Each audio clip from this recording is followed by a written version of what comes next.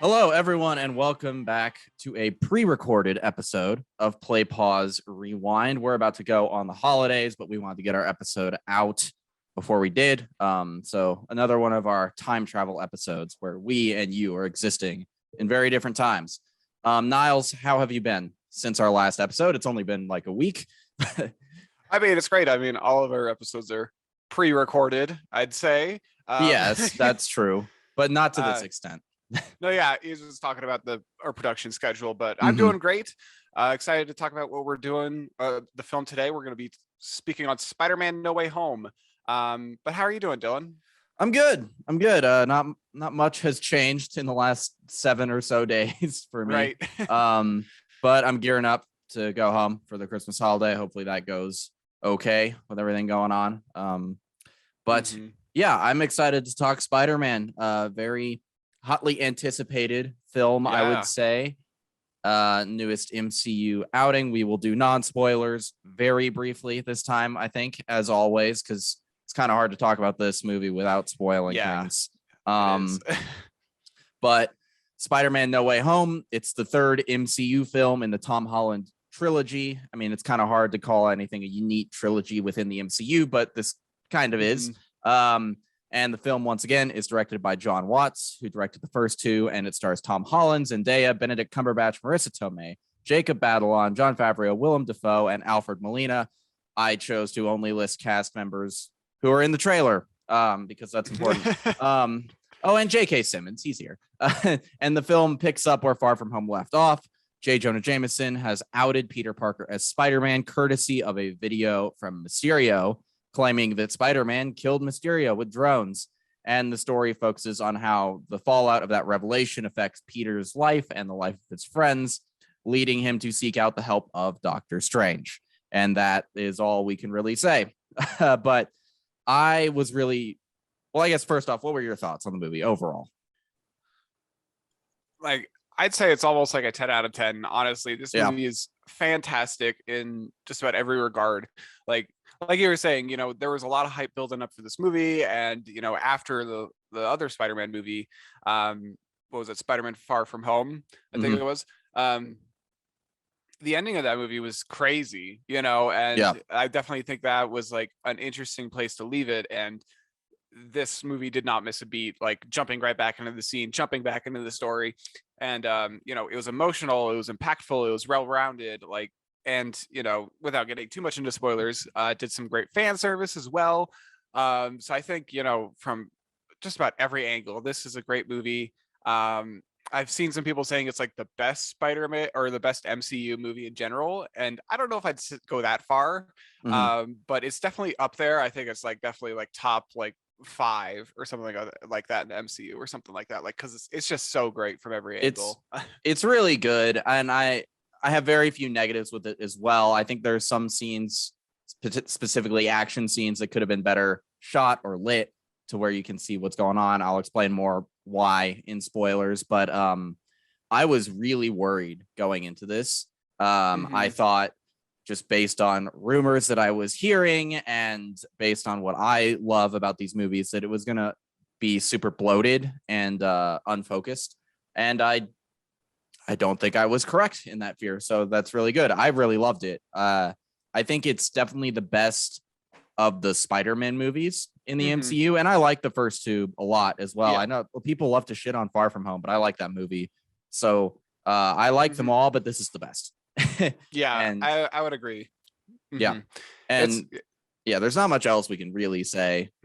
I think one of the main concerns that we had going into this movie was maybe just it was going to feel overpacked, or that the pacing was going to be a little bit off, because there was a lot of rumors about what kind of people were going to see in this movie. Of course, we were going to see some of those other villains from the Sam Raimi trilogy.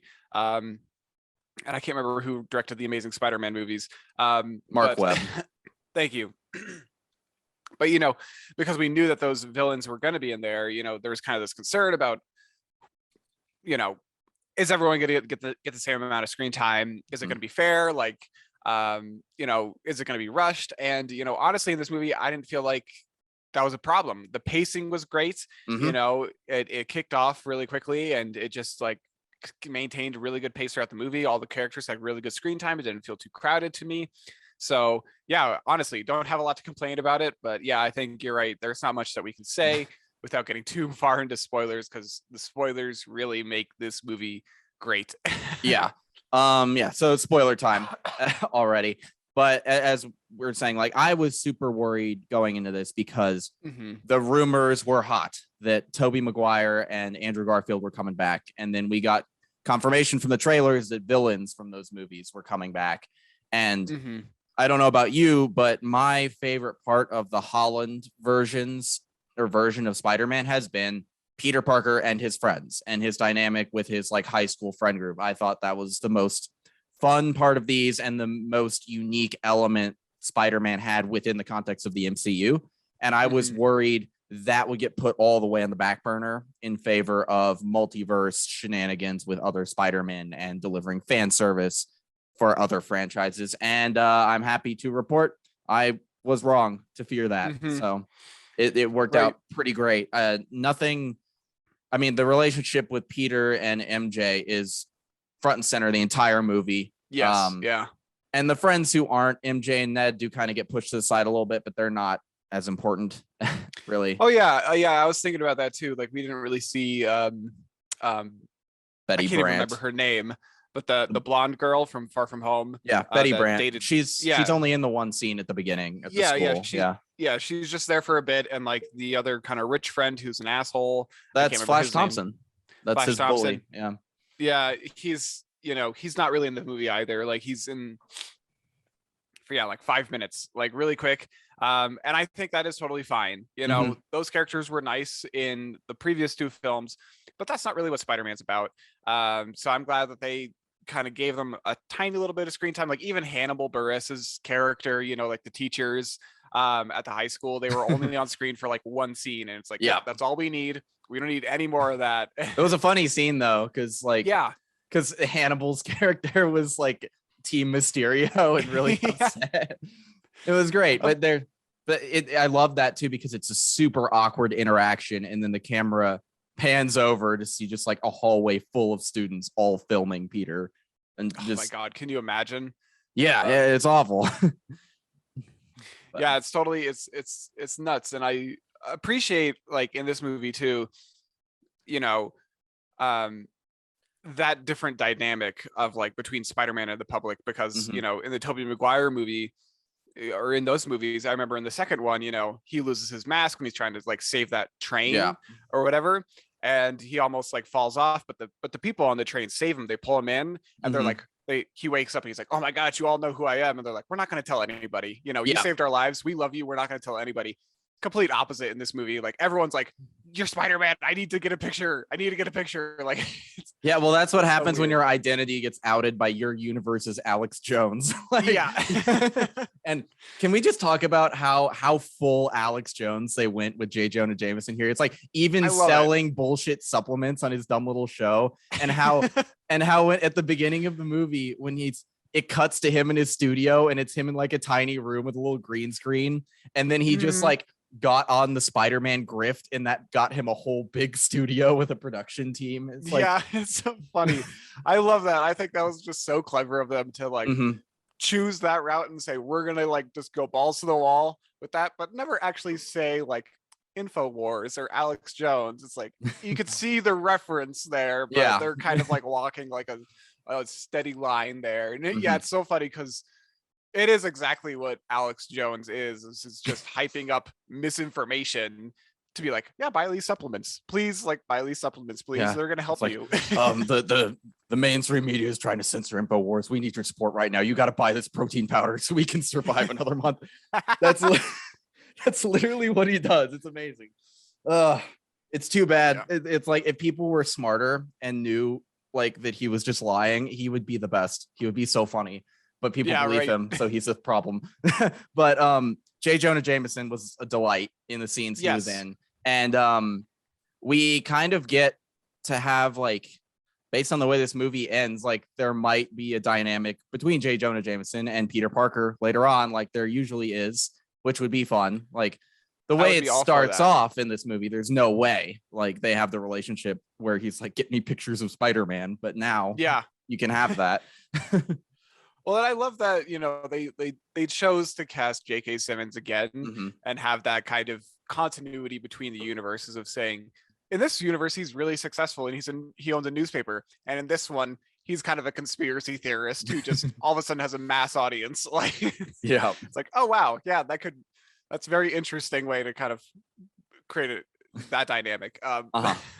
Yeah. Well, and and they only cast J.K. Simmons again because that performance was so iconic that no other actor would be able to do it, because other instances of multiverse characters we see are the word spoilers. So like the different Spider-Man are different people and played by different actors. J.K. Simmons is the exception to the rule here.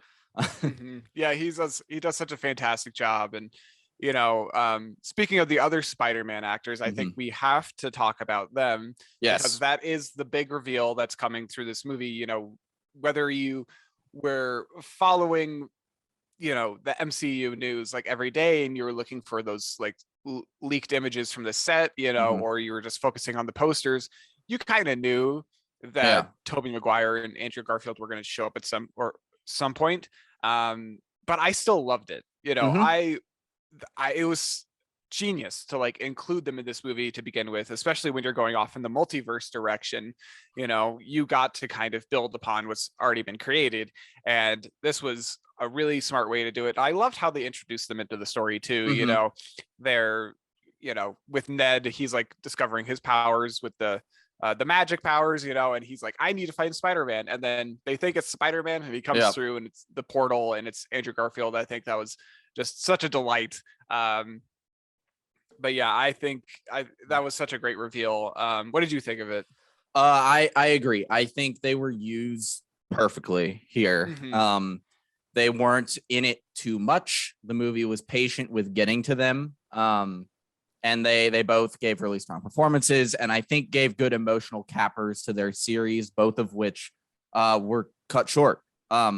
Sam Raimi was initially going to do a Spider-Man 4. He didn't get to do it, and The Amazing Spider-Man was so maligned that it got its series canceled as well. So this kind of got both versions of the character able to have some emotional closure to their stories that otherwise didn't really get them. Yeah, which was absolutely nice. I wish I had no idea they were going to be in it. I understand that's not the landscape and the culture of film anymore, that you could do that, but apparently Tom Holland was saying that, and the initial plan was not even to show the villains that were going to be in this, and I would have much preferred that. Because and like there were leaks and rumors and stuff like that, and fucking John Campea just straight up posted a picture of all three of them together, and then hastily the next day was like, oh, it's a fake, it's fake, it's fake. It's like, no, it's not. You just got a spoiler and you leaked it because because clout. So like I understand that is the landscape we're in, but I fucking hate it. Totally. Because how amazing would it have been? One, the octopus arm initial reveal, if you had seen that for the very first time in the movie. And I'm gonna go on a tangent right now, sorry, but sure, yeah. I know that spoiler culture can be super annoying to a lot of people because people are really uptight about it and stuff like that, but especially if you're a critic or a media person who has the privilege to go see a movie days or weeks before it releases to the general public, and you share plot information even in a way you think is super clever and vague, people are smart. They're going to figure it out. And you're an asshole for doing that. Because you are choosing to rob someone of that experience for the first time at theater, something you got to have because you got the privilege to go to an early media screening. Don't do that. And then the response is like, well, just stay off the internet. Stay off the internet until you got to see the movie. It's like, we all have jobs. We work on the internet, and sometimes you can't avoid it. Like sometimes you get an automated email from some random thing to your work email, and it's like Spider-Man this, or you're just on your own personal Instagram and then someone posts something. It's like, just don't be an asshole. Come on. Well, yeah, I don't see what the it's kind of like a similar thing of like, Empire Strikes Back, the big reveal there is like that Darth Vader is Luke's father. And no one saw that coming. Right. But like if you're standing in line outside waiting to watch Empire Strikes Back, I think there's like some Family Guy bit about this or something. So that's why. Oh yeah. But like, you walk outside, or it's a Simpsons bit, I think, and you're like, wow, I can't believe that Darth Vader was Luke's father. Like, and everyone would just beat the shit out of you, I'm sure. Like, Yeah. spoiling something like that, that's such like a big plot twist.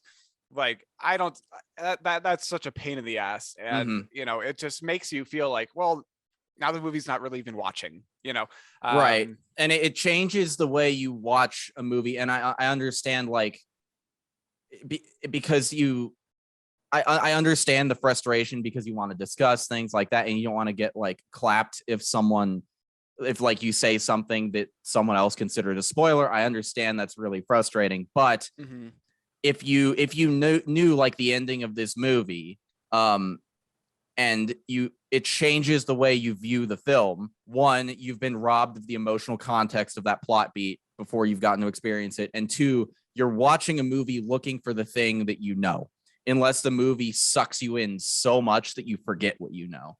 And it's just like big plot changing elements are best experienced within the movie themselves. I don't know why that's that complicated for people to understand. Oh yeah. And if you have the ability and if you have the opportunity to see something before someone else, you should shut the fuck up until after release weekend. I think like there were people posting plot elements of this movie on Twitter like a couple hours after the first screenings on Thursday. It's like, come on. It's like, God. It's like you can stay quiet for a few days to give normal ass people time to go see the movie. Like, because not everyone has the time on Thursday night to go see it. It's wild. It's ridiculous. But anyways, sorry, that was a whole thing. Well, I think it's an important thing to say. And, anyone who says like, I'm just going to spoil it because I want to, it's like, come on. Read the room, read the world. And if you're one of those people, it's like, oh, I didn't say any spoilers, I just sent out, it's like, you'll be shocked when this character shows up. Or it's like, or the classic with rumors, especially, they're like, yeah, and like some characters that you might have heard about, or it's really cool when they show up. It's like, people know what you're talking about, just don't. Like, let them experience it for the first time. You're not that clever. But yeah, I mean, we did kind of know that the villains were coming, of course, and that Toby and Andrew were coming back. But yeah, I totally agree that they were used the perfect amount. Yeah, they weren't like introduced too quickly into the film. Like the story took its time of like creating this emotional connection between Peter and his friends, and then also the villains, so you got to see him interact with them a little bit. He fixed Doc Ock, and he had this battle with Green Goblin, and there was this whole kind of thing. He even had like a little battle with Electro. So you got to see him doing like other things, and he had the emotional loss of his aunt, spoiler alert. But he's, all that stuff happens before the other Spider-Man are even introduced. And that was a really smart way to do it, because this movie is ultimately about Peter Parker. Holland's Peter Parker. Our Peter Parker, Tom Holland. So they did a good job of like introducing them into the story, like past probably the halfway mark, I'd say. That was the right way to do it. And when they were on screen, I thought that the three of them had great chemistry together. I agree. And I think you're right, exactly, because they don't come in, like, if we're talking structure wise, we get our inciting incident, and we get most of the second act up until the low point of the movie, when Peter has like lost what he's going to lose for the most, well, until the end. But he's at his lowest point, and then they come in and they help boost him back up. And I think that's the perfect way to use them. And I do have one negative about them that I'll say at the end, but I think the movie did a great job of maintaining Holland's Peter as the protagonist. Like, it didn't lose sight of that when Garfield and Maguire showed up, because in the final action sequence, they're having trouble working together, and Peter Prime, I guess, MCU Peter, who is able to get them back on track because he has experience working as in a team, which the other two don't, which was a really great element of the MCU that a lot of people don't like about this Peter, but he was able to use that to make them more effective as a fighting unit at the end. And I had a hard time distinguishing them in that action scene until they figured out how to work as a team.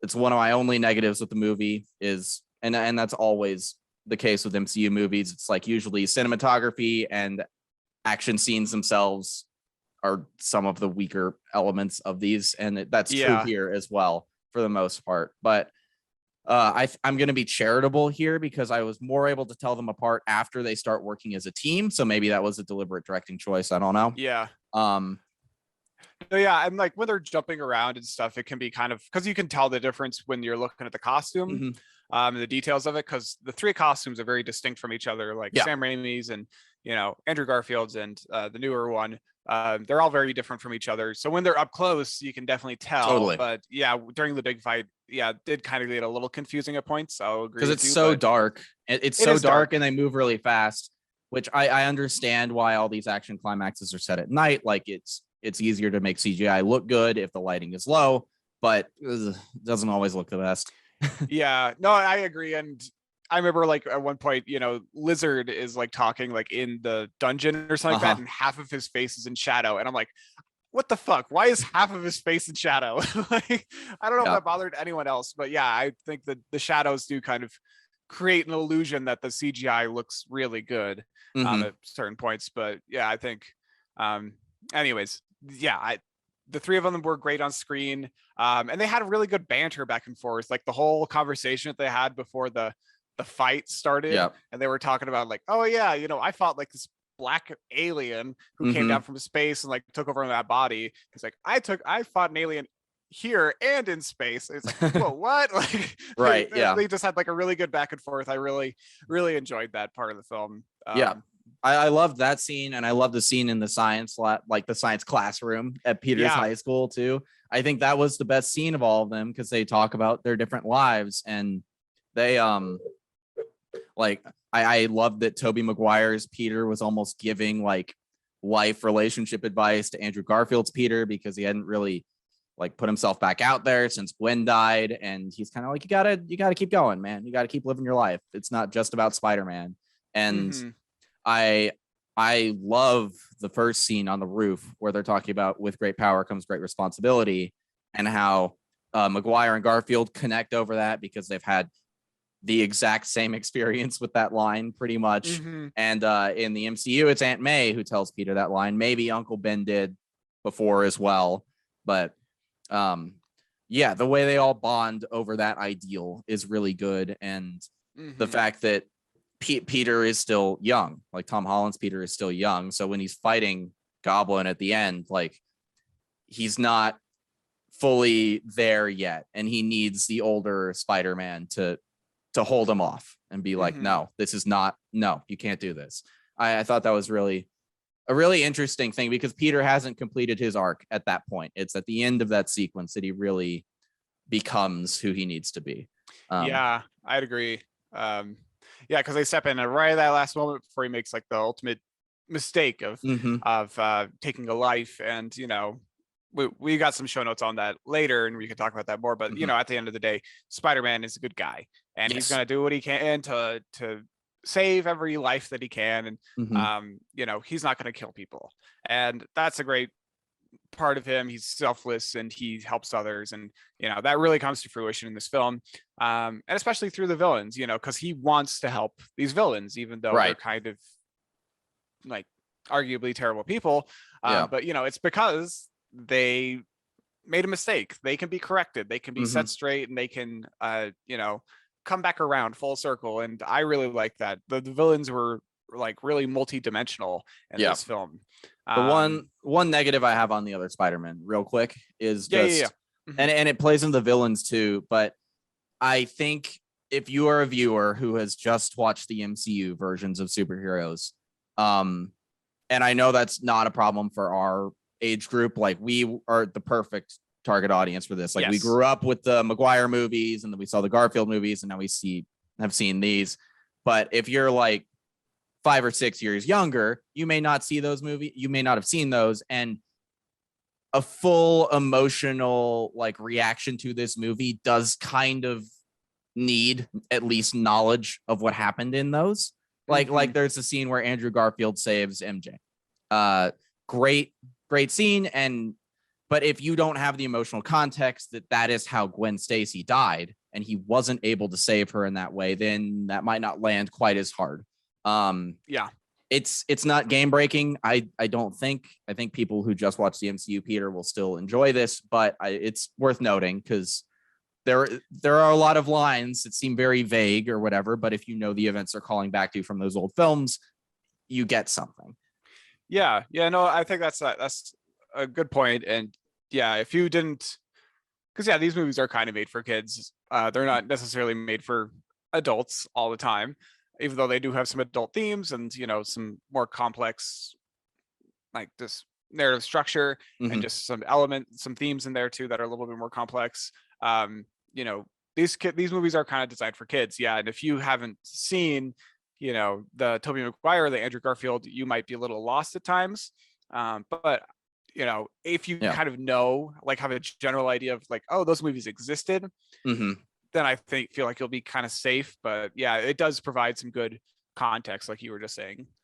I don't think you need to go do homework if you haven't seen those movies, but and it's not a slight to say they're made for kids. Like, everybody is able to enjoy them. For like sure. the fucking Lion King is a kid's movie and it's one of the best movies ever. So it doesn't matter. But it is one weird thing that I think about, like when the Holland movies were starting up and people were like, oh, I'm so glad we didn't see the Uncle Ben thing again. Like, we don't need to see that anymore. We've seen it 2 times already in the last 10 years. And it's like, we have, not everyone has. Not everyone grew up on those movies. It's like people in their 30s and 40s forget that these are not just made for them. Sometimes. And it's like there are people who are probably 14 who went to go see like Spider-Man Homecoming, and they were like not born when the first Spider-Man came out. So well, and I think they definitely did a good job of like adapting this iteration of Spider-Man, because in my head, Aunt May is both roles. She is Uncle Ben and she's Aunt May. She's both of those characters in one. So we don't need to know if there was ever an Uncle Ben, or we don't need to know who Peter's parents were or anything like that. Like, we have the like his introduction to the MCU in Civil War was great, because it was like, we don't need to know any of that stuff. We just need to know that Spider-Man exists and this is his aunt and he's just going to be part of the story now. And that was excellent. We didn't need a whole origin story because we've already seen that, but it was and I'm on the same page that I did not really want to see the origin again as well. For sure. I just think it's interesting that people seem to forget that the movies are made for younger people too, and those people don't always have the context that you have because they haven't been around as long. Right. And not everyone comes to these movies with an intimate knowledge of comics. Like, I didn't start reading comic books at all until a couple years ago. So I don't know if you're the same, but it's like all of my comic book knowledge was picked up like through osmosis from watching the movies and then people talking about them. So that's how a lot of people come into this stuff. It's not as common knowledge as you may think. I'm kind of in a similar boat. I think I started a lot of my comic book knowledge comes from like the like animated TV shows when I was younger. So like the Justice League and like some other stuff like that. But I didn't know about Marvel very well when I was a kid. And when the Avengers and those movies started coming out, that was really my introduction to MCU. And I started reading comics probably like 2 years ago or something like that. So everyone gets into it at their own pace. And that's okay. But anyways, since we talked about the Spider-Man, do you want to talk about the villains? I think we should. Bit? Because we have to. But I think the villains in this film were phenomenal. They were terrific. Willem Dafoe is really the standout, I'd say, for me. I agree. He's just as creepy as he ever was. He's just as brutal. And, I can't remember the last time I saw the original Spider-Man movie. But it feels like he entered into that role without skipping a beat. Like, it feels so organic, and he's just so like cruel, and the way he just switches personality between just like the coward Norman Osborn, and then becomes the Goblin, who's super aggressive and it's crazy. I love it. I agree. I think, and it's interesting how Willem Dafoe gives very similar performances here to in Spider-Man 1, but I would say Spider-Man 1 is much more campy than Tom Holland's version is, but Willem Dafoe's performance works in both tones, which I really like. I think he's when he's in Goblin mode, he's more mean and vicious in a more sinister way here than in the Raimi ones, because as a little kid, I'll admit the Goblin scared me when I saw it in theaters. But I watched the movie, I think 3 or 4 years ago, and it's just like, this is hilarious. He's so funny. He's so funny in Spider-Man 1. Like when he lures Peter into the burning building, he has like a voice changer to sound like a little old lady, and he has a little That's bonnet right. on. Oh, I forgot about that. It's so good. But he's also great in this, and I think when he's in Norman mode, he's so kind. He's so nice. I think even nicer than he was in Spider-Man 1. Yeah. I love the little, when they're working together on Doc Ock's inhibitor or whatever, he's just like, you have a future at Oscorp if you want to commute across universes or something. Like, it was a really, and it makes it even all the more sad when he kills May with his glider, because he, like, it shows Norman as a genuinely kind person when he's not being in the Goblin mindset, or however that works. I don't know, but he's great. Yeah, he was fantastic, and yeah, I need to rewatch that Spider-Man movie, but yeah, I think he did a fantastic job and he definitely was, he feels like the main villain alongside Electro. I think Electro was really great too. Jamie Foxx did a great job in that role, reprising that, and we talk a lot about the Raimi movies here. I'll be honest with you guys, I just haven't watched the Amazing Spider-Man films. So I'm not very familiar with Andrew Garfield's performance, or the villains from those films like Lizard and Electro. But that said, I watched the first one. I liked it. Peter does start being Spider-Man based on revenge and hunting down the man who killed Uncle Ben, which was a little weird. But other than that, I like the first one. I heard the second one was a mess, so I skipped it. I do know Jamie Foxx's portrayal in this is a completely different portrayal than Max Dillon in this Amazing Spider-Man 2, which is fine. I prefer this portrayal to what I've seen of his Amazing Spider-Man 2. Yeah. Well, yeah, this one just looks more comic accurate, and I don't know, he just feels like a fully realized character in this film. Like he's really fun. Yeah, he's very fun, and he's got, it's very clear what his intention is. He's like, I want power. I want more power. And it's like, yes, that's okay. Go for it. Well, he means literally in this sense too. Yes. He likes the feel of the electrical energy in this universe more than his own. And I think also I think they're playing with the idea of how he is different here than he was in the Amazing Spider-Man, because he says a line like, I like who I am here, which is kind of interesting. Well, yeah, I think they comment on like his appearance a lot. They're like, wow, you look a lot better. Like, you got your full set of teeth and a full head of hair. Like, wow, you look a lot better. So I like how they kind of played around with that too, like the differences between this movie and the past ones. So that was kind of nice. I also really like Doc Ock. I think he was a fantastic villain / I mean, he kind of became a hero at the end by coming in and helping out the Spider-Man, but he was still technically a villain. So I like his performance too. Alfred Molina did a great job. The only two that I kind of like I don't feel like were really fully realized in this movie were the Lizard and Sandman. They just felt a little underdeveloped for me, and I think a part of that is I didn't watch the Amazing Spider-Man movie, so I don't really know much about Lizard. So maybe that background context could have helped me a little bit.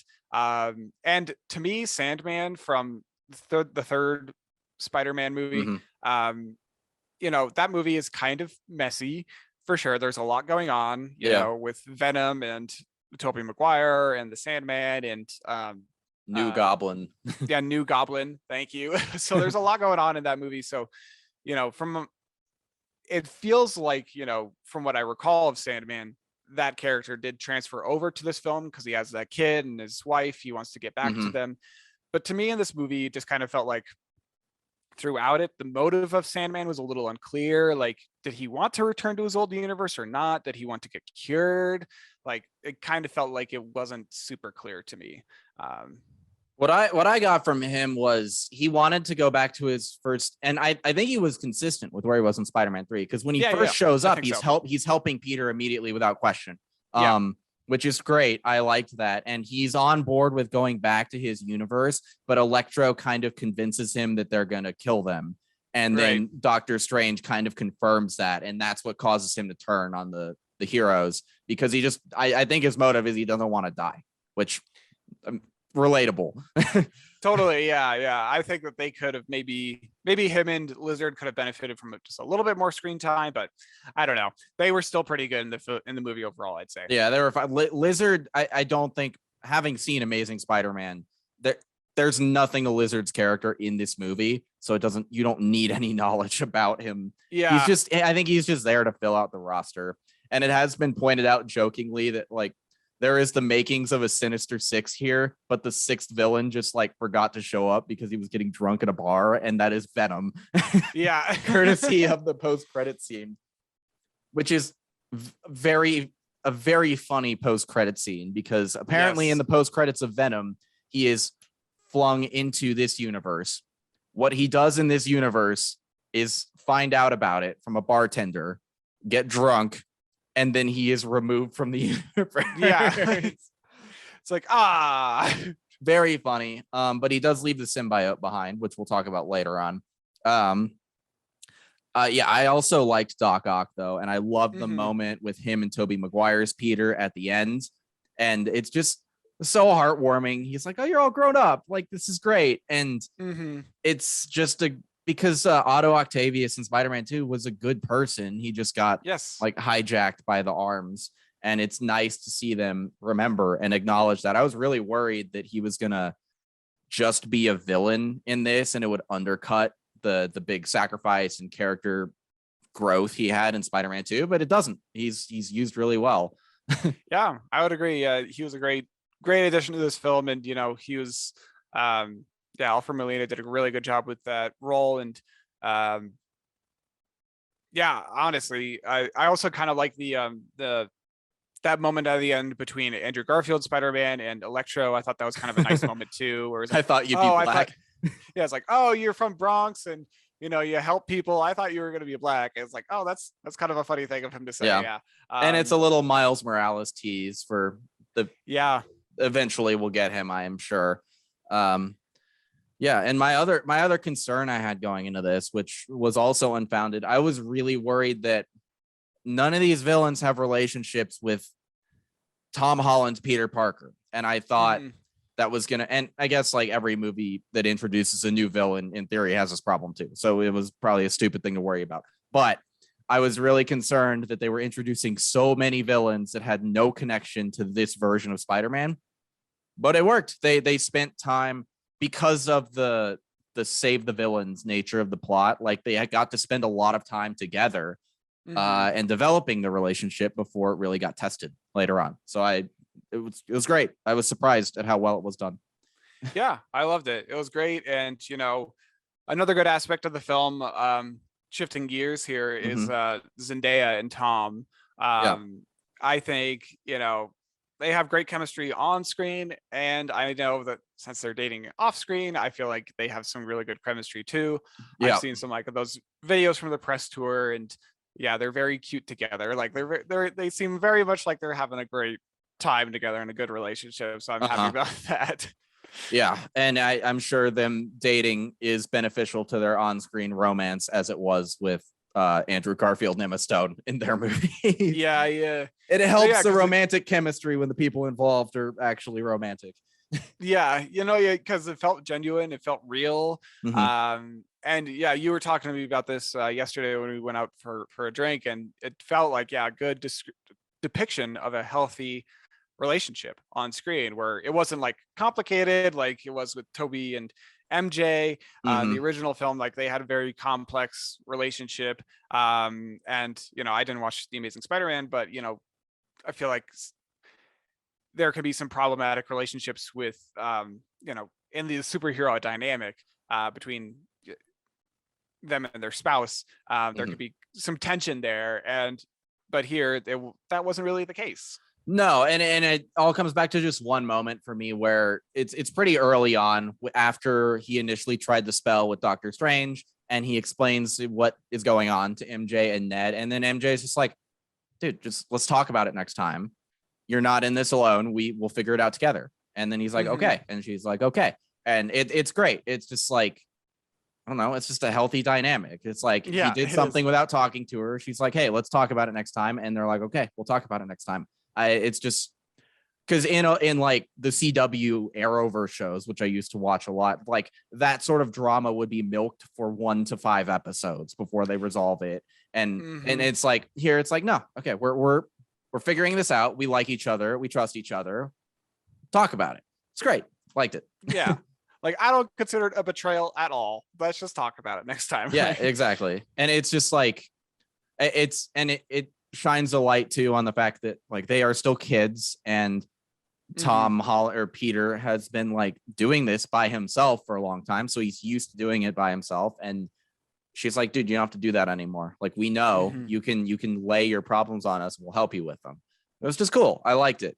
And speaking of Tom Holland, though, he crushed it in this movie. This movie doesn't work if his performance isn't good. And you see just the weight of everything that he goes through in his performance. He really does. Everyone is good here, but he really did a good job. He's such a phenomenal Peter Parker. Like, I just love his performance. Like, he's not only like handsome and dashing and athletic, and he really fills out the role because he's like quick on his feet and he's like very relatable. But he's also just a great, well-rounded actor in general, because all the British actors are, of course. But he did such a good job of like really embodying the character and making us feel the emotional weight that he's experiencing with like Mysterio revealing his secret identity, and him like grappling with like trying to get into college with his friends, and him losing Aunt May that was heartbreaking. That moment of the film is that tore me apart. They really mess with you there too, because initially when Goblin swipes her with the glider, you're like, oh, she's toast. And then she's like, I think genuinely does think she's fine at first, because she's probably in shock. And then the scene goes on long enough that you think, oh, she might actually be okay. And then nope, she is very much gonna die. Yeah, and I don't think she even fully comprehends that she's dying as she is, and Peter does, and it's really sad. Yeah, it's very upsetting, but it definitely speaks to like her character, because she's all about helping others and putting forward like the best possible version of herself to like benefit the people around her, her loved ones. And that definitely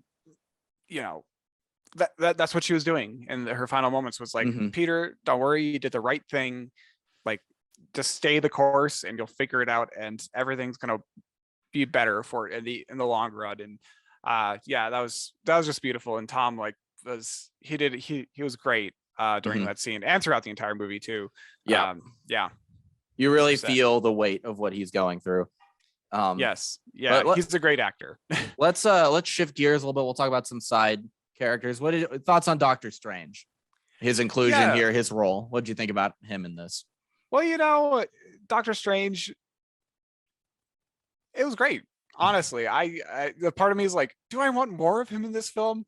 But I think they struck the right tone with him, where it was like, you get a little bit of him throughout the film, and he's not like he's like trying to like be the main character or steal the show from Peter. Like, he was a great addition to this film, and he's always just like a solid character, and Benedict Cumberbatch is a great actor too, so I love seeing him in this role. Like, he was made for this role, in my opinion. I think he's really filling it out really well, and it makes me excited to see what's next for him. But I think he was a really good addition here, and it made sense structurally for the film as well. Like, if we're gonna bring in these characters from the past movies, then you need someone who's going to kind of break that boundary. So it's either going to be Doctor Strange or like Scarlet Witch or someone who's going to kind of break the multiverse a little bit. So I think he was a great addition. What about you?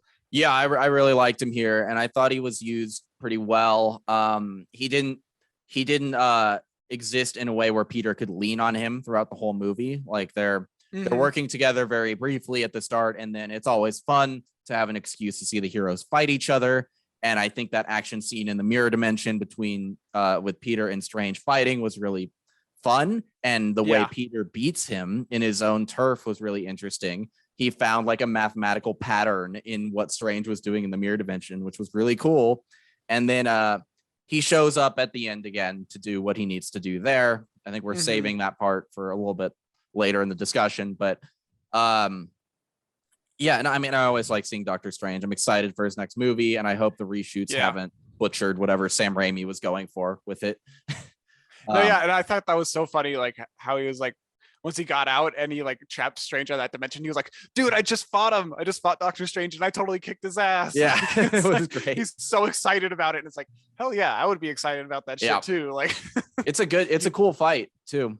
And basically the motivation is, and this is one of the first, it's the second example in the movie of Peter trying to make the harder and more selfless choice on advice of Aunt May too.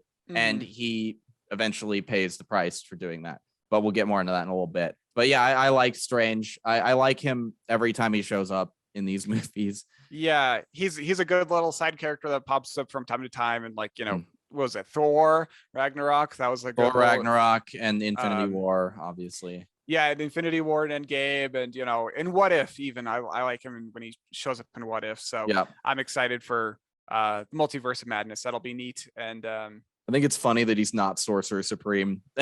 Yeah, no, that was Wong hilarious. got it.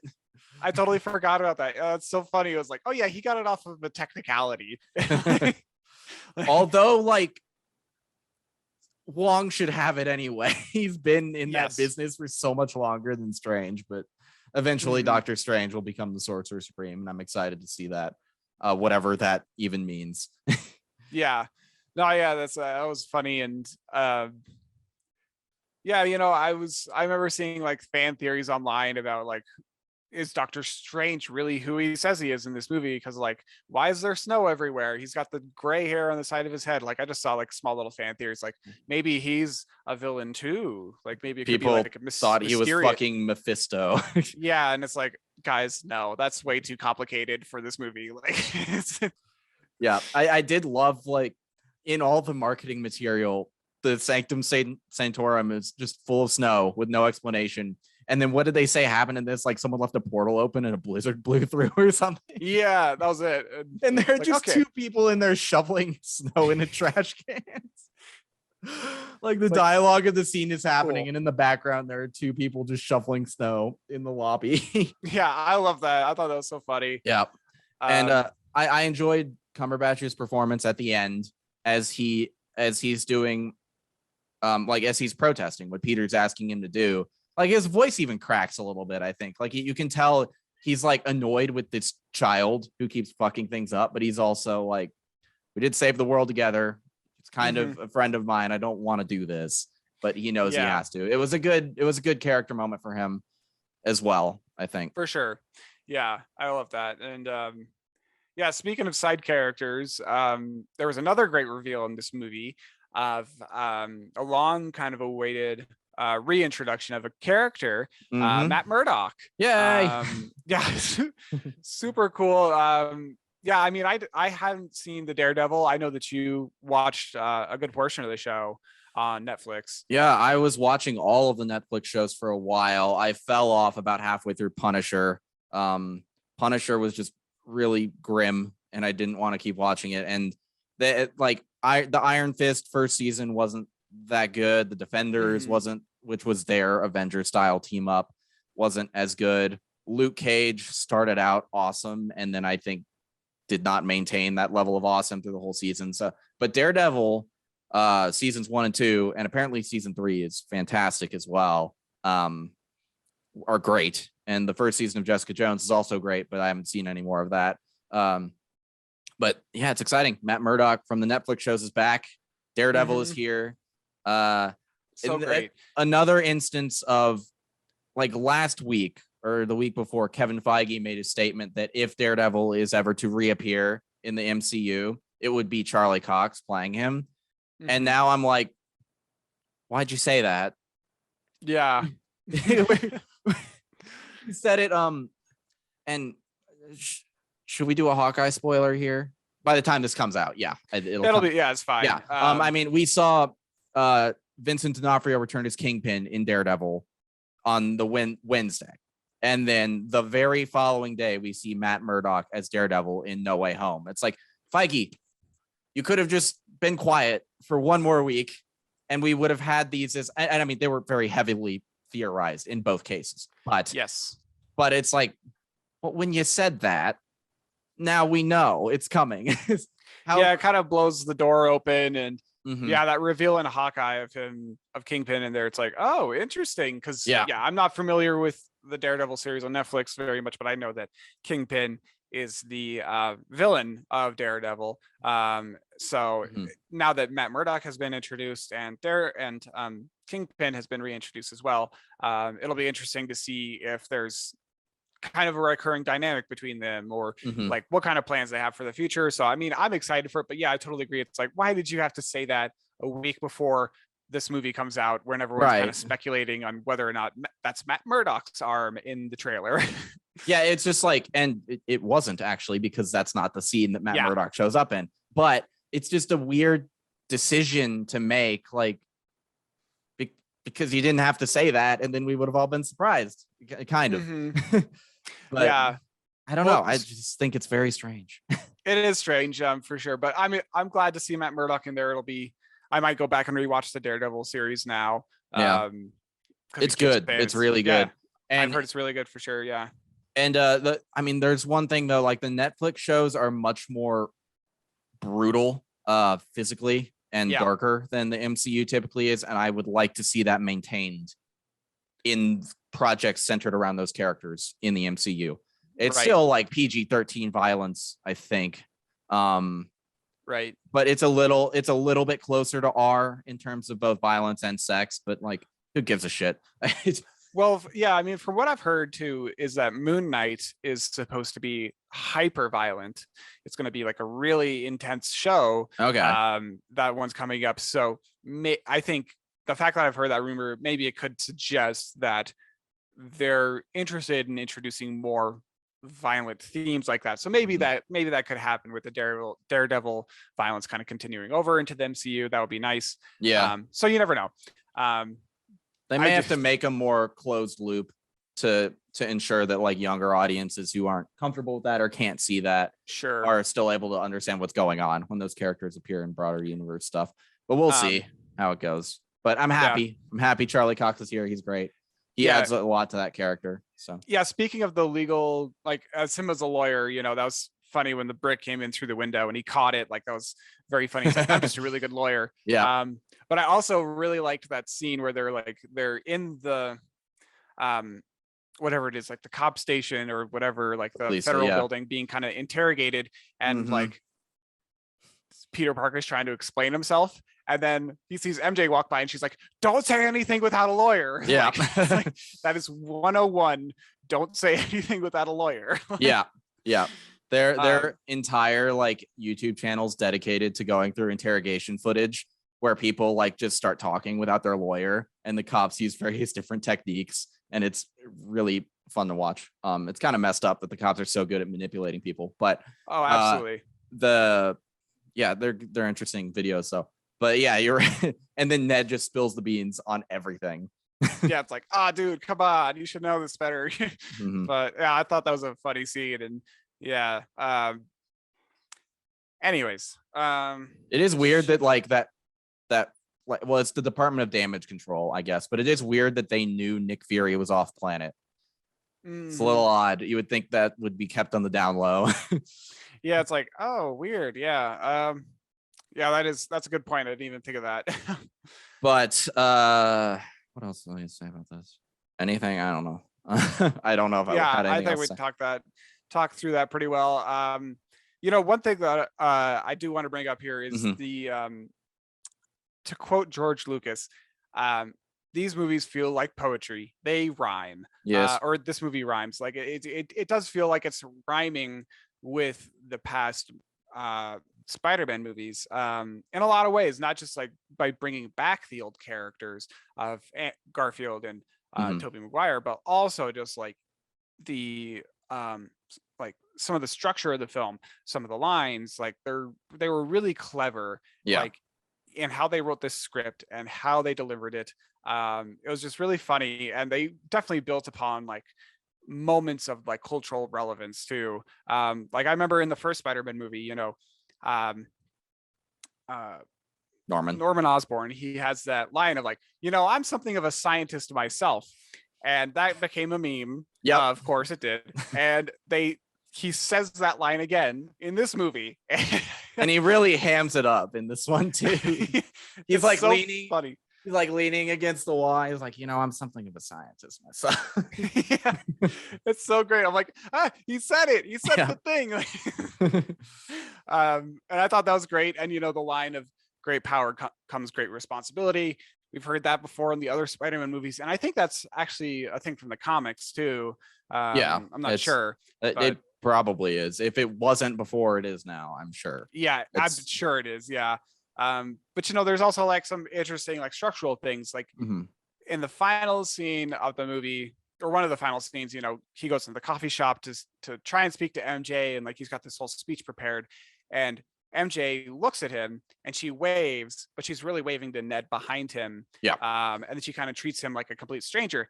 That feels like a direct reflection of one of the first scenes in the first Spider-Man movie, where there's a similar thing where Tobey Maguire's Spider-Man thinks that MJ's waving at him, but really she's waving at her friend behind him. Like who's driving up in the car.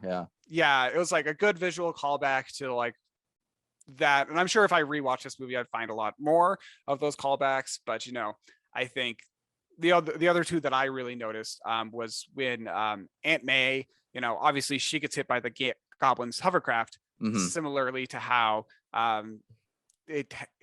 or the Goblin tries to do that in the first Spider-Man movie.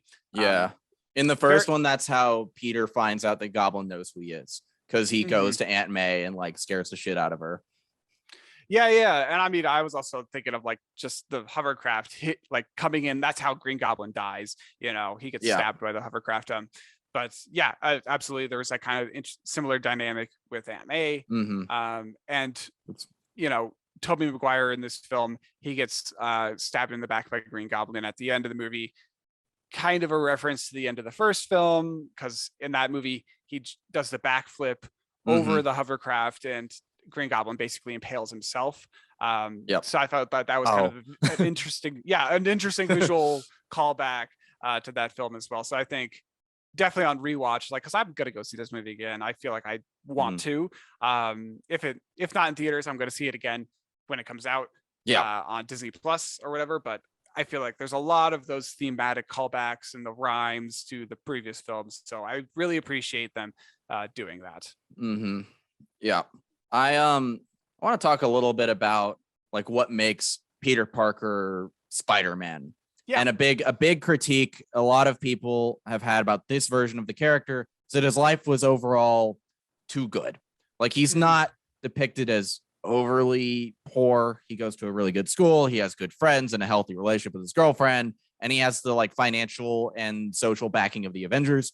I personally have no problem with that in this version, because the way they introduced him, it makes sense for all of that to be there. But I understand the criticism, because Spider-Man being really poor and always struggling and having to make difficult choices between what he wants to do and being Spider-Man is important.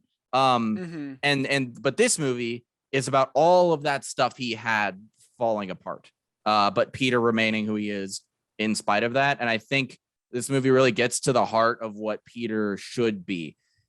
Throughout the entire movie, he's trying to do the right thing for other people and just gets punished for it every time, but he keeps doing it anyway. So it's like, the reason he wants people to forget he's Spider-Man initially and goes to Doctor Strange is because his friends are getting like denied from college admissions by association with him, which is not fair. And he knows that, but he's like, if they forget I'm Spider-Man, the rest of the world, then then like they'll get to go to school. And because he does that, the villains are able to break through. And I know he's like modifying the spell and stuff like that, but his intention is for his friends. He doesn't even care about himself getting in.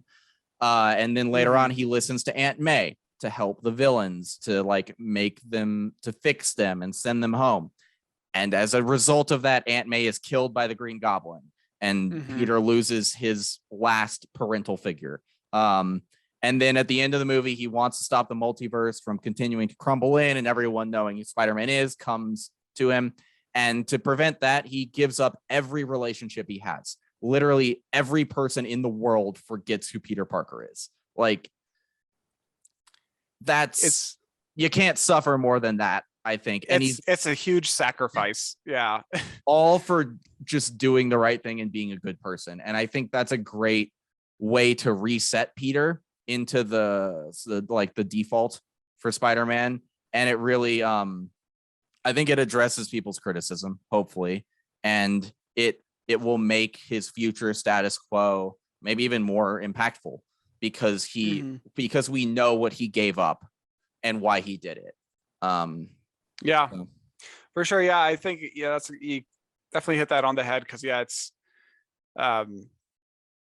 Peter Parker. We talked about this a little bit earlier. Peter Parker is the guy who needs to kind of fall on his sword. He's your friendly neighborhood Spider-Man who's always going to do the right thing. He's selfless, and he's always just there to help people. And we've kind of seen this in the past Spider-Man movies with Tobey Maguire and Andrew Garfield. They're the guys that need to make these big sacrifices in their personal life for the betterment of society, to protect the innocent. And I think that's terrific. Like, in the original Spider-Man movie, by the end of the movie, he basically lost his best friend, because Norman's kid, I can't remember his name, but lost his Harry. He lost his father, Norman, and he thinks that Spider-Man killed him. Like, he has no real understanding that it was because of the Green Goblin. It wasn't because of Spider-Man, but he lost his best friend because of that, and that kind of sets up an interesting dynamic going into the next film. And in the other films, like The Amazing Spider-Man, he loses Gwen Stacy. But at the end of the day, he ultimately saves other people, and that's just kind of who Spider-Man is. He's the selfless guy who's gonna jump on the grenade for everyone else. And this, I think, this trilogy plays more into Peter as a kid more than the Tobey Maguire and Andrew Garfield ones did. And this movie is like it's kind of like the gloves of childhood coming off, and now he's in the real world as Spider-Man. Like, all of his safety and support network is gone. And now he has to and it's almost like he's no longer sheltered. So like, with great power comes great responsibility. It's like he learns exactly what that means here, whereas before he didn't really have to process that message. And it was interesting to see that happen, and how he's accepting of the changes he has to make in his life in order to save the people he cares about. I thought it was really good. Yeah, it's beautiful. Kind of on a similar note of that, like, just kind of moving forward, in our past episodes, because we've done a few episodes on WandaVision and Falcon and the Winter Soldier and Loki. So if you're listening, I encourage you to go check those out. But in those past episodes, we've kind of postured about what is the theme of this series, and what's the overall theme of Phase 4, because I don't know, I just think that's kind of interesting to talk about. And WandaVision, it definitely feels like it's grief, because she's coming to terms with the loss of Vision. Falcon and Winter Soldier definitely focuses or highlights themes of racism and heroism and refugeeism, and kind of what it is to be a good person and all that stuff. And Loki, I feel like the theme is really about self-discovery, and you could make an argument for atonement in there as well, coming to terms with his past mistakes and moving forward, and coming to terms with who he is as a person. But I would argue, having seen all these projects so far, that I think the main theme of Phase 4 is trauma. Okay. Or at least coming to terms with trauma, because not only just the series that we've seen so far and the events that have taken place, but I think there's a lot of these micro moments of like people understanding or just people coming to terms with things post blip, because people were gone for 5 years and then all of a sudden they're back and things have just shifted drastically, and it's kind of grappling with that trauma of that event, of this snap, and then the second snap of people coming back. And this theme kind of continues in Spider-Man, where he's got to grapple with his own decisions, and he suffers this immense loss of not only like Aunt May and all of his parental figures in these past few years, but also, you know, his identity as a whole. And that is, it feels like serious trauma to me. Yeah. But I just kind of think that's like an interesting discussion to have. You know, maybe I'm wrong, maybe trauma isn't the overarching thing, but it certainly feels that way to me, especially like if you're watching Hawkeye and you've watched Hawkeye, that series to me feels very much focused on trauma. Yeah, Hawkeye's got a lot of Clint coming to terms coming to terms with this PTSD and his like him and Nat, you know, him having to like say goodbye to Nat in Endgame in such a dramatic fashion. That's definitely a traumatic moment. And I would argue that Spider-Man No Way Home definitely continues on that trauma train. Definitely. Let's see what else we got. Let's talk about we've danced around it, but I talked about my complaint about not being able to see the Spider-Man. You want to talk about your only complaint you really had? Yeah, exactly. For sure. I mean, I think I don't have a lot to complain about with this movie. I feel like it's almost a perfect 10. Not really sure how much better it could be. But, you know, I think the only really complaint that I have was maybe more of like a technicality or a loophole thing, where it's like, does Doctor Strange's spell? So at the end of the movie, you know, he puts in place this spell that basically erases Peter Parker from everyone's memory, and he just doesn't exist in the world anymore. No one associates him with Spider-Man anymore. No, I think people think Peter Parker is like, they forget him entirely. Well, yeah, exactly. Yeah. Like he's not associated anymore, but like people still know that Spider-Man exists. Yes. But but like in my head, it's like, does that spell apply to like video evidence, photographic evidence, you know, articles and stuff? Because like there's, you know, 100 teenagers or something like that at Spider-Man's high school who took like 100 photos of him, and it's like, what happened to all those photos? Like if you're just scrolling through your phone one day and you're like, why did I take 100 photos of this random kid at my high school? What is up with that? Like, you know, I mean, I'm sure it did. Like, well, yeah, exactly. Like I'm not going to get hung up on it. Like I assume that the spell applied to like video and photographic evidence too. So I'm not upset about it at all. It was just like, that was the only complaint in my head, is like, does that apply? But small details.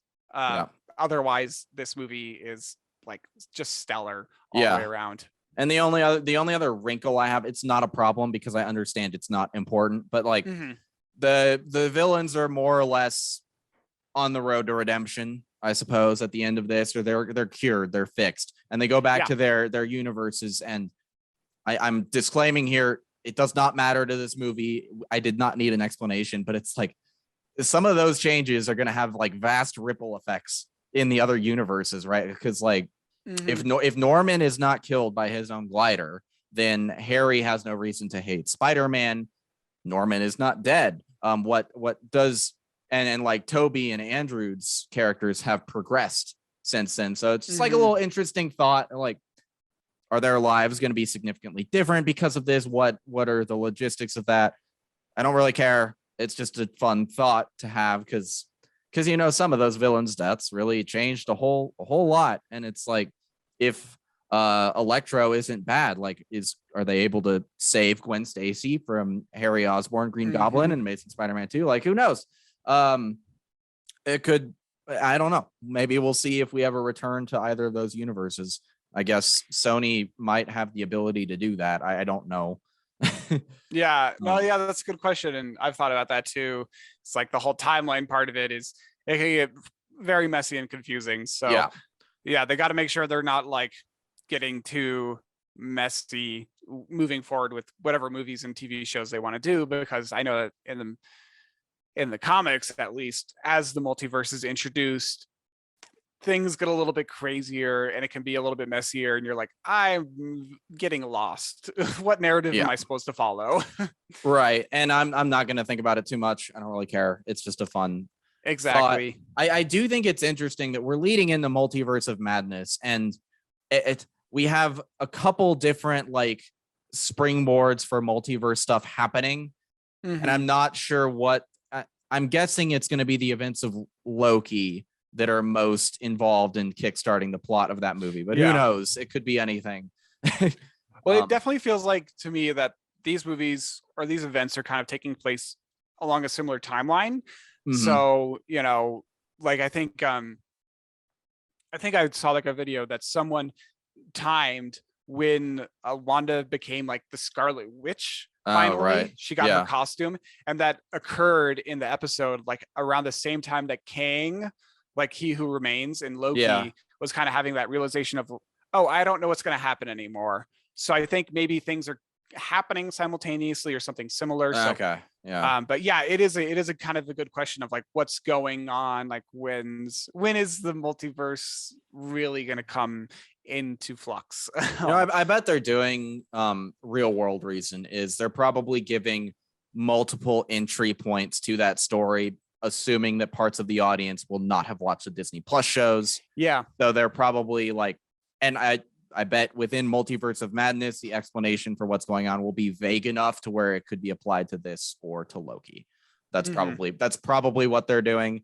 It's kind of annoying, but you gotta, like, if they want this franchise to keep going, which they do, it makes lots of money. They need to be accessible to the more casual people as well. Although Marvel fans at this point are pretty rabid, so probably have watched everything anyway. Yeah, for sure. But, and I guess we've kind of already talked about the ending, but I think like it was a satisfying moment to see the Spider-Man status quo achieved. I think he's like in his little tiny apartment. He's got his homemade suit and he goes out he sneaks out the window and he's running around. Like, I think that was really good and emotional. And and the scene where he goes to the coffee shop and tries to talk to MJ and just doesn't. Oh, it's heartbreaking. Yeah. Also, though, good call. I don't know the contents of what he wrote down, but if you just walked up to a person who had not met you and said probably what he was going to say, I don't think that would have gone well. Yeah, no, I totally agree. But it was sad. It was really sad to watch. It was really sad. Yeah. And I think I totally agree. The ending is exceptional. And these endings for like these past two Spider-Man films, at least with No Way Home and Far From Home, you know, these are great places, cliffhanger endings to leave it on, you know, with the Mysterio thing, like announcing who Peter Parker was. That was a great way to do that to end the movie, because that just kind of sets up like what's going to happen next. Like you're curious, and that creates like this uncertainty for the future. And this certainly creates a similar uncertainty, but you have this emotional connection with Spider-Man, and you know he's got the GED book, and he's like, he didn't get kind of got some school. Plans. Yeah, he's kind of got some plans, but you know he's still clearly on his own. He's got to pay the rent on his own. He's gonna have to just figure it out. And I think that's a great place to leave it for now, and it creates great opportunities for the future. And speaking of the future, like I know that Tom Holland signed on for another 3 movies. I don't know if that's actually confirmed or not. Okay. Gray area, but Kevin Feige, I think, said today that they are confirming more plans for Spider-Man. I think he was still pretty vague, but this isn't a terrible place to leave Tom Holland's Peter Parker if he never came back, but I would be disappointed if he didn't come back. I think I would like to see a college trilogy. And beyond that, honestly, I would like to see a college trilogy and then maybe a third trilogy if the series is still going at that point. But yeah, the future. What do we think? Where does this go? Yeah, I think assuming he returns, let's go with that. If he returns, I think what they're going to probably set up is maybe like introducing Miles Morales into the movies, which I'm all for. You know, maybe there's some kind of future crossover there with Across the Spider-Verse. Who knows? That could be a fun thing to do, because I know that they're kind of doing those studio crossovers a little bit with Sony now, you know, with Venom and everything. So maybe there's some possibility for that in the future, but maybe Miles Morales is just a new character in the MCU, and maybe Peter Parker is his mentor. And I'm totally okay with that. That would be really fun to see. But yeah, I honestly, I don't know what the future has in store for him, what the college trilogy will look like. Do you have any predictions? Miles Morales at some point, guaranteed. They would be fools to not do that. What I would like to personally see is I would like the college trilogy to focus on Peter being Spider-Man now that his like Spider-Man status quo is achieved. I would like to see a trilogy of that. Assuming this is going on forever and maintains its quality, I would like to see that, have him get some more experience on his own under his belt, and then I would like Miles Morales to be introduced, and then that storyline is the transition from Parker to Morales, where he mentors and Morales is the character, the Spider-Man going forward. I would prefer they go in the route where Peter Parker is not killed to make way for Miles. I think he can retire at that point or something. It's a fine way to exit characters. You don't have to murder all of them. I'm curious how MJ and Ned will fit in to the story going forward, or if they will. It would be kind of sad if they never reconnect, but I think they need to be patient with it. Yes. Yeah, you can't rush that process. I feel like that's got to be a slow build again. You know, like I would like to see them become friends with Ned and Zendaya again, but maybe there is something there of, you know, it could kind of be a callback to Spider-Man 3, where there's kind of that love triangle between MJ and Harry and Peter. So maybe there could be a similar triangle between Ned and Zendaya and Peter moving forward. But, you know, we'll see. But yeah, I would like to see them come back together. But I also do kind of like, you know, the idea of him just leaving them alone, and they have their own life, and he accepts that, and he has his own life as Spider-Man. But yeah, that is kind of a little depressing. It's sad, and I'm curious to see if he reconnects with them.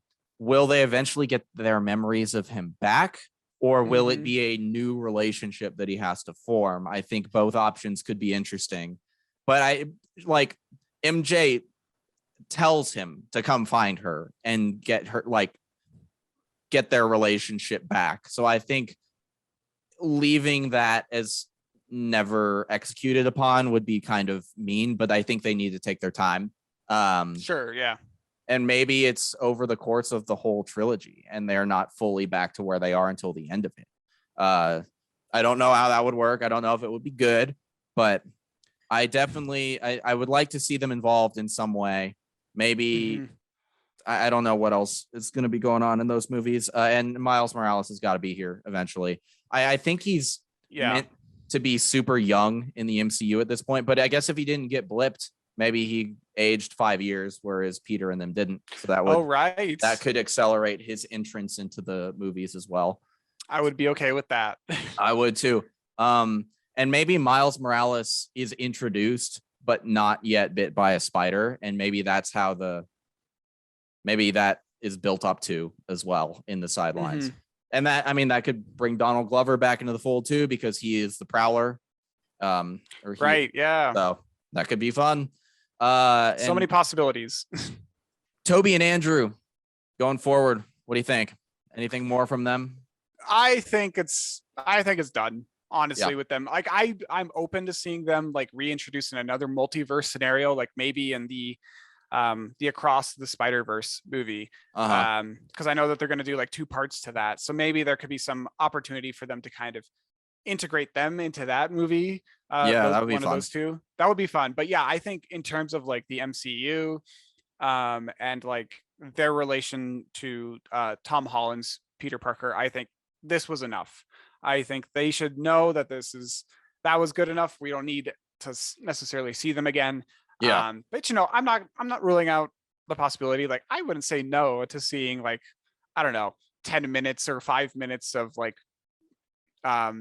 Toby's Peter Parker and MJ like just connecting and having fun in New York and their universe. That would be kind of nice. But you know, again, not necessary at all, I think.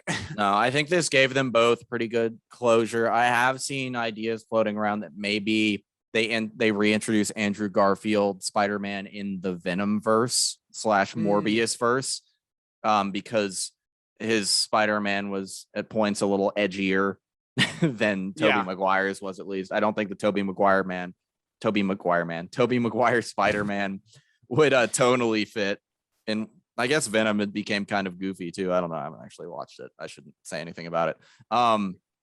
But that would allow, because they introduced Tom Hardy into the MCU only to remove him very quickly. Yeah, it's very funny. So it is very funny. So maybe that is the Spider-Man Venom dynamic that could develop with Tom Hardy if they chose to do it. I'd be fine never seeing them again, though.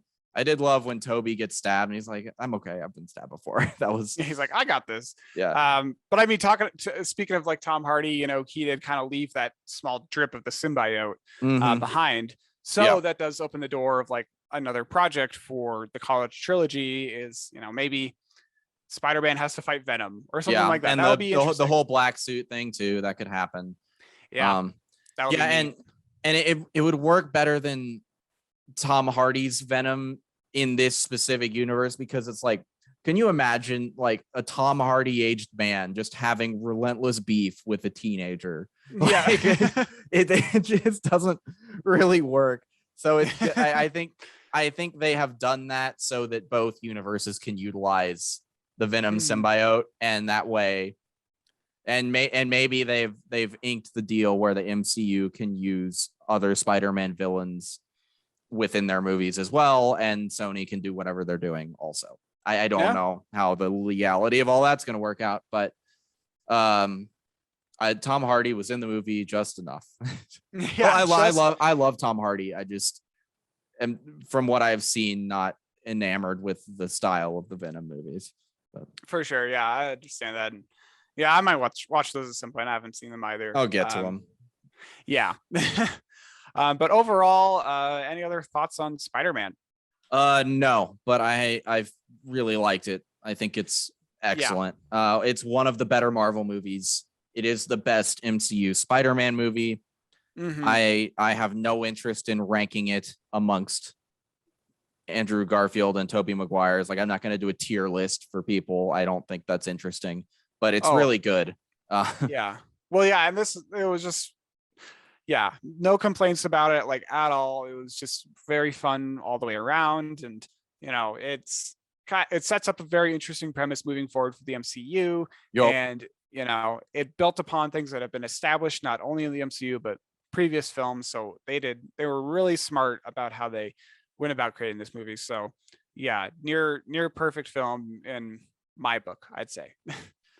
Yeah, well, with that, let's talk about some other stuff briefly. I think it is going to be brief because it hasn't been that long since we did this. But what else have you been watching or reading or playing? We've been we started watching this kind of docu-series called The Movies.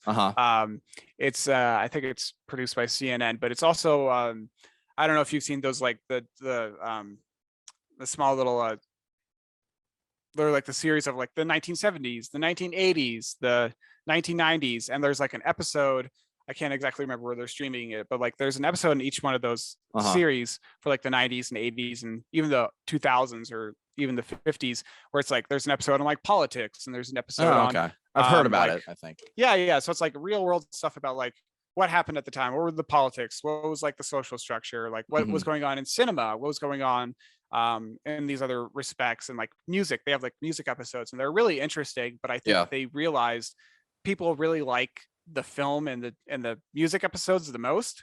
So they said, okay, we're gonna make a movies series in particular. So each episode is like 80 minutes long or something like that, but it dives into a lot of like the films of like the era. So it's going like decade by decade, and like, you know, it's kind of interesting because like we're picking up some like films where it's like, we need to watch that looks like an awesome film from like the 70s or like the 80s, and you know, it's kind of neat because it's a neat little time capsule of just, this was a profound movie that had incredible influence, or like this, you know, like you'll learn something new from it, Yeah. which is kind of cool. But otherwise, yeah, I've just been watching a lot of Drag Race.